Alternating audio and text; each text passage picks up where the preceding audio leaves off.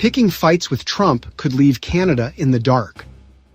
Ottawa has been pushing to diversify trade from United States markets, but geography trumps policy when it comes to electricity. Our power grids intertwine so deeply that this is no ordinary trade relationship. They keep the lights on in both our countries. Electricity has dodged tariff bullets so far, but 3 long-standing trade irritants could explode if tensions escalate. Americans maintain long-standing complaints about subsidized provincial utility rates, claim limited access to Canadian markets while we sell into theirs, and cross-border transmission projects bogged down in red tape. Several provinces depend on U.S. imports. New Brunswick leads, followed by PEI, Nova Scotia, and Ontario. They need American power for peak demand and maintenance backup. Cross-border electricity imports provide grid balancing, cheaper energy access, emergency backup, and seasonal optimization. Losing imports means compromised reliability, pricier domestic generation, reduced industrial competitiveness, and higher consumer energy costs. The export stakes run higher. According to Natural Resources Canada, electricity exports to the U.S. generate several billion dollars annually, with Quebec, Manitoba, and British Columbia accounting for most of that trade. American restrictions could wipe out billions in revenue, seriously affecting provincial budgets that rely on energy exports. But the Trump administration has already shown it is willing to accept domestic economic costs when imposing tariffs on trading partners, so electricity may not stay protected forever. Grid reliability concerns may not stop retaliation if tensions escalate.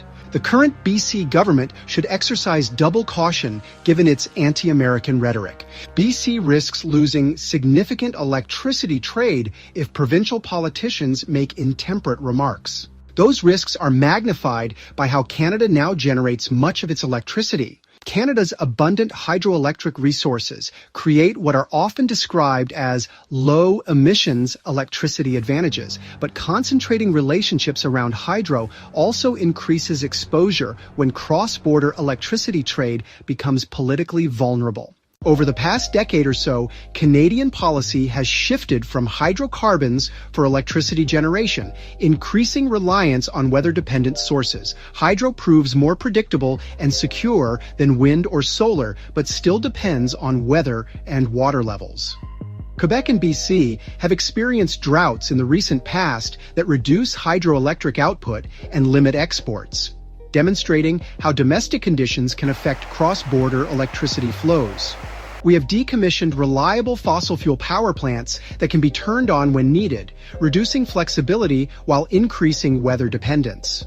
Combined with potential trade disruptions arising from political disputes, this loss of flexibility increases Canadian energy security risks. Because Canada's grid is deeply integrated with the U.S. and our domestic flexibility has narrowed, Ottawa must manage this relationship carefully. It should engage proactively with U.S. counterparts, emphasizing mutual benefits such as grid stability, lower costs for American consumers, and system reliability.